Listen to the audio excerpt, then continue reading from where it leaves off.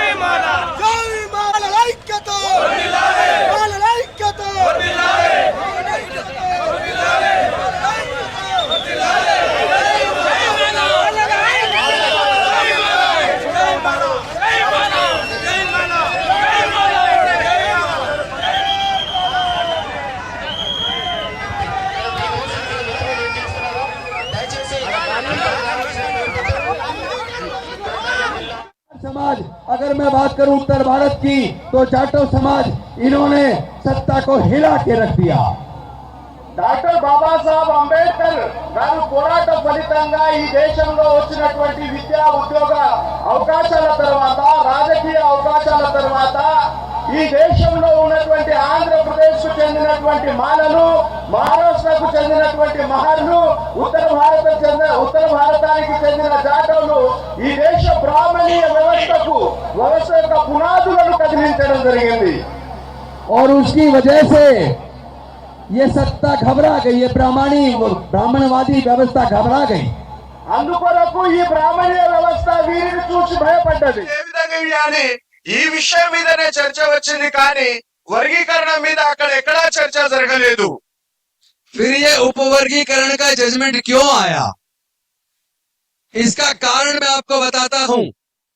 आरक्षण से पहले कई हजार साल तक देश के अछूतों और शूद्रों को पढ़ने लिखने का अधिकार नहीं था, उनको व्यापार करने का अधिकार नहीं था, उनको संपत्ति का अधिकार नहीं था, क्योंकि मनुस्मृति ये उनको इजाजत नहीं देती थी। భారత రాజ్యాంగం కంటే ముందు ఈ దేశంలో అంటరాని కులాల వారికి చదువుకునే హక్కు లేదు, వ్యాపారం చేసే హక్కు లేదు, ఎటువంటి ఆస్తులు కలిగి ఉండే హక్కు లేదు, మనుస్మృతి ఎటువంటి హక్కులు ఈ అంటరాని కులాలకు ఇవ్వలేదు। लेकिन डॉक्टर बाबा साहेब अम्बेडकर जी ने हमारे दलितों, पिछड़ों, आदिवासियों, अछूतों की ये पिछले कई हजार साल की गुलामी को तोड़ने के लिए अपने छोटे छोटे 4 बच्चों को खो दिया, कुर्बान कर दिया, अपनी पत्नी माता रमाबाई को कुर्बान कर दिया। ఈ దేశంలో అంటరాని కులాల హక్కుల కొరకు డాక్టర్ బాబాసాహెబ్ అంబేద్కర్ గారు తన చిన్న 4 పిల్లల్ని త్యాగం చేశారు। అతి చిన్న వయసులో తన భార్యను కోల్పోయారు। ఈ అంటరాని కులాల హక్కుల కొరకు నిరంతరం పోరాటం చేశారు।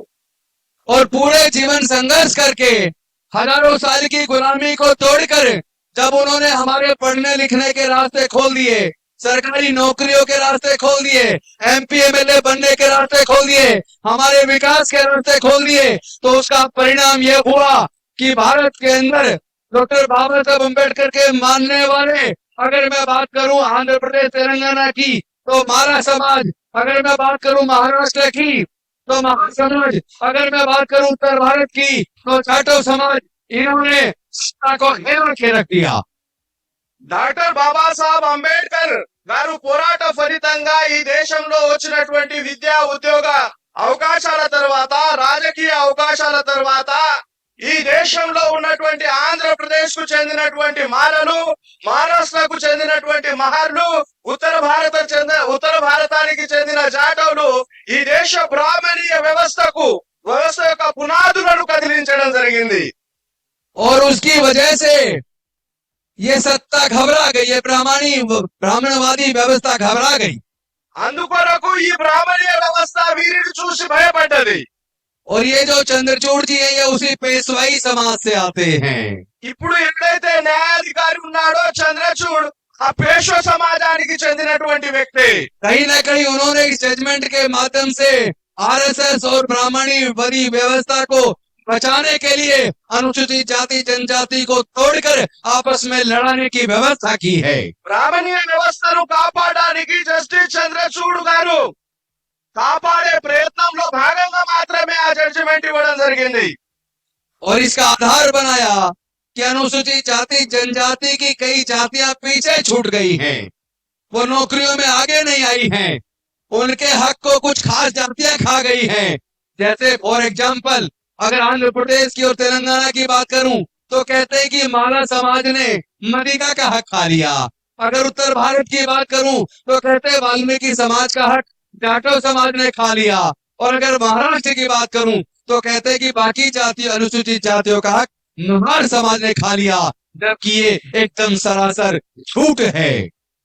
అందుకొరకు ఈ బ్రాహ్మణీయ వ్యవస్థ ఈ దేశంలో ఆంధ్రప్రదేశ్ లో అయితే మాదిగల హక్కుల్ని మాలలు తిన్నారు అని, ఉత్తరప్రదేశ్ లో అయితే వాల్మీకుల హక్కుల్ని జాటవులు తిన్నారని, అదే విధంగా మహారాష్ట్రలో అయితే మాతల్ సమాజ్ యొక్క హక్కుల్ని మహర్లు తిన్నారని ఆ కులాలను రెచ్చగొట్టి ఒక వాళ్ళను విభజించే ఒక కుట్ర చేయడం జరిగింది. और मैं आपको बताता हूं ये झूठ क्यों है। क्योंकि जब आरक्षण मिलता है, कोई नौकरी निकलती है, उसमें रिटर्न एग्जाम होता है। एग्जाम में जो बच्चा पास होगा केवल वही सेलेक्ट होगा। ఇది ఎందుకు అబద్ధం అంటే రిజర్వేషన్ ద్వారా సెలెక్ట్ అయినటువంటి విద్యార్థులకు కులం ఆధారంగా డైరెక్ట్ ఉద్యోగం ఇవ్వరు. వాళ్ళకు ఎగ్జామ్ ఉంటుంది. ఆ ఎగ్జామ్ లో ఉత్తీర్ణులైన వాళ్లకు మాత్రమే ఉద్యోగం వస్తుంది. కాబట్టి అది అబద్ధం.